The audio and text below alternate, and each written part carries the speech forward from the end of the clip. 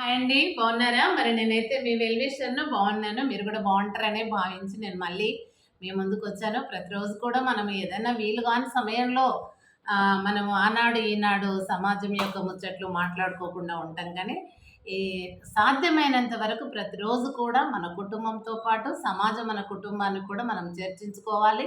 అందులో ఉన్నటువంటి లోటుపాటులన్నీ కూడా గ్రహించాలండి. అప్పుడే మనము మనకు ముఖ్యమైన ఫ్యామిలీ సమాజంలో సమాజం డెవలప్ అయితేనే మన కుటుంబం కూడా ఆటోమేటిక్‌గా డెవలప్ అయితది. కాబట్టి అసలు యాక్చువల్లీ ఫస్ట్ సమాజాన్ని డెవలప్ చేయాలి. కానీ మనకంటూ వ్యక్తిగతమైనటువంటి ఫ్యామిలీస్ ఉంటాయి కాబట్టి, మన పిల్లలు, మన కొడుకులు, కోడళ్ళు, మనవళ్ళు, మనవరాళ్ళు ఇట్లా వగైరా మన కుటుంబాల మీద ఉంటది. ఎందుకంటే ఇది కాదని మనం అది చేయలేం. మనం అంత పెద్ద త్యాగమూర్తులం కాదు. కాబట్టి ఫస్ట్ మన ఇల్లు సదురుకొని, మన పెద్ద విశాలమైనటువంటి సముద్రం లాంటి ఈ కుటుంబము సమాజంలోనికి వెళ్దాం. అయితే ముఖ్యంగా మీతోని చెప్పాలి, చర్చించాలని అనుకున్నది ఏంటంటే, చాలామంది పిల్లలు ఇప్పుడు ఎట్లాగో యవ్వనస్తులు వాళ్ళ చదువులు అయిపోయినాయి, ఉద్యోగాల సెర్చింగ్‌లో ఉంటారు కానీ, లేదా పెళ్ళిళ్ళు అయిపోయి ఉంటాయి. ఇక మాకు ఇంతవరకే చాలు అనుకునే వాళ్ళు ఉంటారు. ఇట్లా కానీ ఒకటి సమాజం కుంటుపడకుండా, సమాజము అంటే దేశము. దేశం కుంటుపడకుండా అది గ్రామ పాలన కావచ్చు, తర్వాత మండల పాలన కావచ్చు, తర్వాత జిల్లా పాలన కావచ్చు, రాష్ట్ర పాలన కావచ్చు, మరి దేశ పాలన కావచ్చు.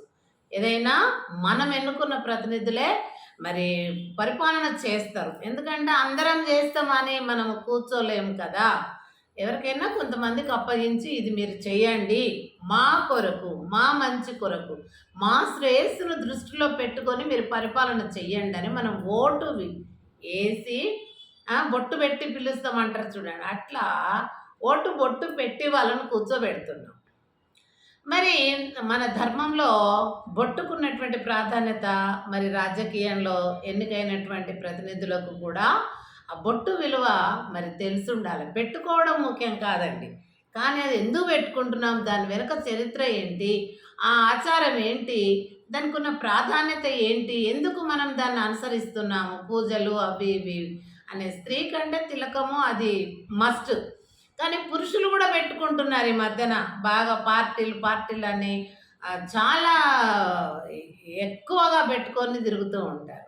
వాళ్ళని చూడగానే పలాని పార్టీ, పలాని వ్యక్తి అనేది. అవి ఎందుకు కనపరుచుకోవాలండి? భగవంతునికి మనము పూజ చేసుకున్నా, ఒక నమాజ్ చేసినా, ఒక తపస్సు చేసినా, ఒక ప్రార్థన చేసినా, ఒక మొరబెట్టుకున్నా, ధ్యానం చేసుకున్నా, ఇవన్నీ కూడా మన ఇండివిజువల్, మన పాపపుణ్యాలకు సంబంధించినటువంటి విషయం భక్తి అంటే. మరి ఈ భక్తి ఇండివిజువల్‌గా ఎవరిది వాళ్ళకే. ఒక్కటే ఆత్మ ఉంటుంది మనకు, 2 ఆత్మలు ఉండవు.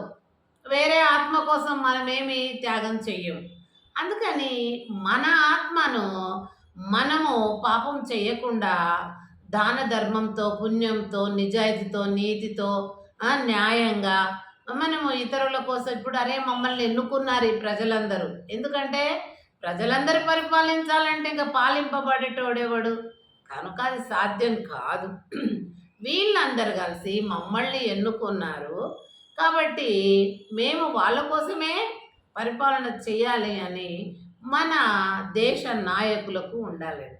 అది గ్రామ పంచాయతీ కాడికి వెళ్ళి బట్టి గ్రామ పాలకులు అంటే సర్పంచి, వార్డు మెంబర్స్. అదే దేశ పాలకులు అంటే పార్లమెంటు, మరి ప్రధానమంత్రి వగైరా వగైరా. అట్లనే రాష్ట్రం అంటే ముఖ్యమంత్రి, అసెంబ్లీ అవన్నీ అందులో మెంబర్స్. అలాగే జిల్లాలో చూస్తే కలెక్టరు, మరి ఆ స్టాఫ్. మళ్ళీ అలాగే మండల్లో చూస్తే ఎంపీడీఓ, మరి ఆ స్టాఫ్. వీళ్ళను మనం ఏం చేస్తున్నాం? జడ్పీటీసీ, ఎంపీటీసీ, వార్డు మెంబరు, గ్రామ సర్పంచి, మరి కౌన్సిలర్స్ను, మేయర్ను, కమిషనర్స్ను ఇలా మనం ఎన్నుకుంటూ పోతూ ఉన్నాం. ఏ ప్రాంతం వాళ్ళకు వాళ్ళు.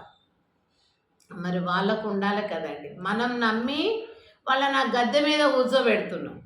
మరి వాళ్ళు కూడా ఆ గద్దెకు ప్రాధాన్యత ఇచ్చి ఈ సీట్లోనే మేము కూర్చున్నాము అంటే ప్రజల యొక్క వాళ్ళ యొక్క నమ్మకం, వాళ్ళ నమ్మకంతోటి నన్ను నమ్మి ఇక్కడ కూర్చోబెట్టారు.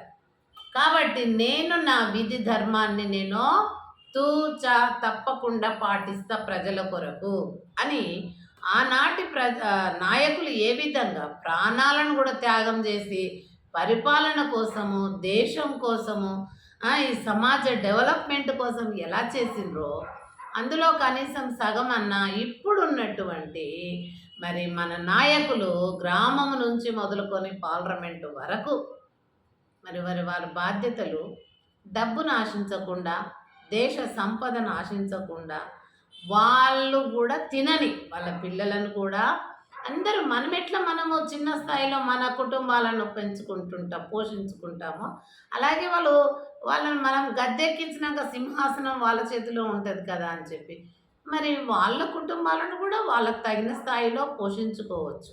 కానీ దాన్ని మించిన అధికార దాహం కానీ, దేశ సంపదను కబలించాలా అన్న దాహం కానీ, మరి ఇప్పుడు ఏవైతే ప్రజలకు మేలు చేస్తామని పథకాలు వాళ్ళ దాంట్లో మ్యానుఫ్యాక్చర్లు పెడతారో అది దాని ప్రకారం చేయకుండా ఏదో మీద కొన్ని చూపించి లోపలన్నీ చూపించకుండా ఈ రకంగా చేసి ప్రజలను నష్టపరిస్తే ప్రజలు చాలామంది అమాయకులే ఉన్నారు మన దేశంలో. అందరు చదువుకున్న వాళ్ళు లేరండి. గ్రామాల సంఖ్య ఎక్కువ, పల్లెల సంఖ్య ఎక్కువ, చదవని వాళ్ళ సంఖ్య ఎక్కువ. పొట్ట కోసము బట్ట కోసము వాళ్ళు ఏం చేస్తారంటే 5-10 చదివి పనులకు పోతారు.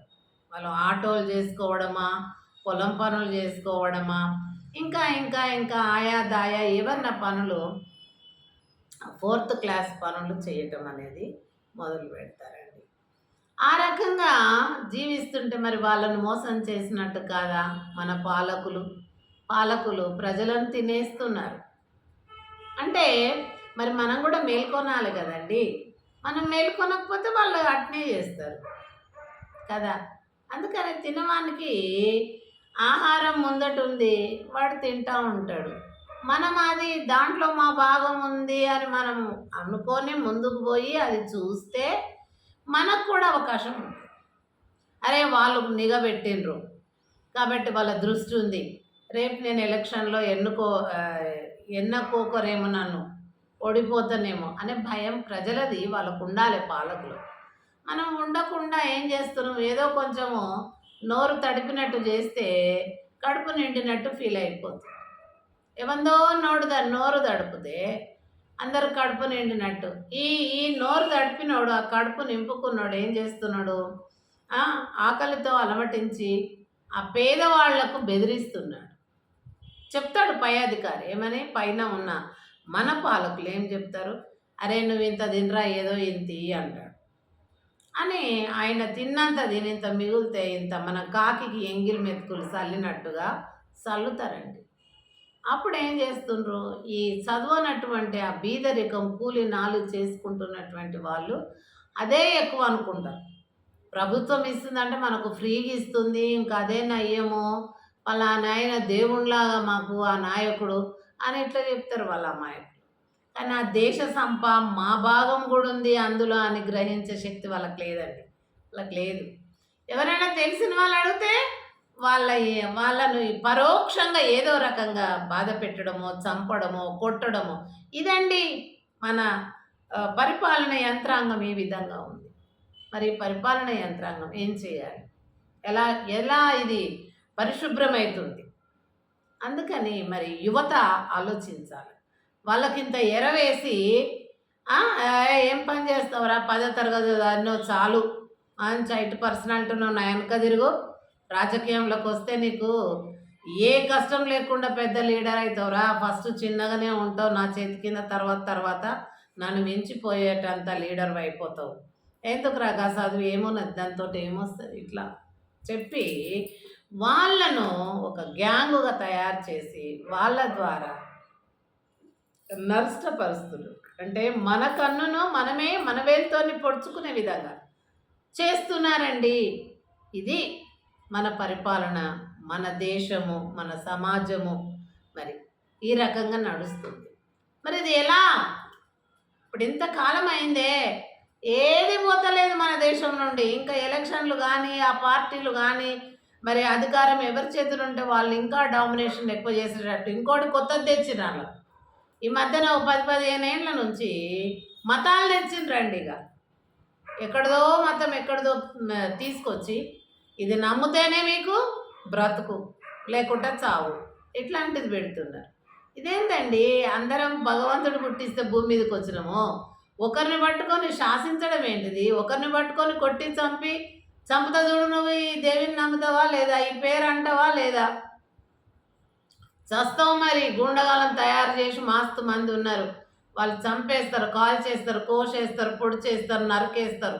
ఈ రకమైనటువంటి భయాందోళనలు కామన్ పీపుల్‌లో కలుగజేసి మరి దేశము ఈ రకంగా విచ్ఛిన్నమైపోతుందండి. మరి ఎవరైనా గానన్నా మనలాంటి మామూలు ప్రజలందరూ కనువిప్పు కలిగి సమాజము మరి ఏ విధంగా నడుస్తుంది, అధికారాలు ఎవరి చేతులు ఉన్నాయి, మనం ఆ పగ్గాలు ఈ యొక్క దేశం అనేటటువంటి రథానికి పగ్గాలు ఆ కళ్ళెము ఎవరికి ఇచ్చినాము, వాళ్ళు ఎట్లా నడిపిస్తున్నారు అనేది కూడా ప్రతి మానవుడు, ప్రతి స్త్రీ పురుషులు, యవనులు మరి గమనించాల్సిన అవసరం ఉందండి. ఇప్పుడే ఇట్లా ఉంటే ఇంక రాబో రోజుల్లో చాలా బాధాకరంగా ఉంటుంది. కాబట్టి దయచేసి అందరూ కూడా మరి మన యొక్క సమాజం మీద దృష్టి పెట్టి సమాజ పాలనను కానీ ఇప్పుడు సమాజానికి పునాది పిల్లర్స్ అంటే రాజకీయం అండి. రాజకీయం మీదనే సమాజం నిలబడుతుంది, నడుస్తుంది, అభివృద్ధి చెందుతుంది. అది ఇంకా అభివృద్ధి చెందిన దేశాల్లో లేదు, చెందుతూనే ఉంది నెహ్రూ కాడికి వెళ్ళి. కాబట్టి నేను ఏమంటున్నానంటే ఇవి గోరంత చేసి కొండంత చెప్పుకోవటం కాదు, ప్రజలను ఫూల్ చేయటం కాదు. ప్రజలు మేల్కోవాలి, వాళ్ళు ఫూల్ చేయటం ఏంటండి? మనకు అన్నిటికంటే అధికారం ఓటు విలువ. ఆ దొంగ ఓట్ల, దొర ఓట్ల ఏం చేస్తున్నారు అది కూడా గమనించాలి. ఈవీఎంలు ఏం చేస్తున్నారు, ఎట్లా వీళ్ళు బటన్ నొక్కి ఓట్లు పడేటట్టు చేసుకుంటున్నారు, ఇవి కూడా గమనించండి. అంటే మీ పిల్లలను చదువు స్థాయి నుండి వాళ్ళని చక్కగా సమాజం గురించి, సామాజిక శాస్త్రం అంటేనే సాంఘిక శాస్త్రం, సాంఘిక శాస్త్రం చదవండి చక్కగా, మీకు సమాజం గురించి అర్థమవుతుంది. తల్లిదండ్రులు కూడా పట్టించుకొని చదువు మీకు రాకపోయినా ట్యూషన్ దగ్గరికి వెళ్ళి, పాఠశాలకు వెళ్ళి మీ పిల్లల యొక్క ప్రోగ్రెసివ్ ఎట్లా ఉందో తెలుసుకోండి దయచేసి. అప్పుడు మనం అందరం కూడా సమాజమైన కుటుంబానికి బాధ్యులమవుతాము, సభ్యులమవుతాము, ఫ్యామిలీ మెంబర్స్గా ఉంటామండి. Thank you so much. గమనించండి.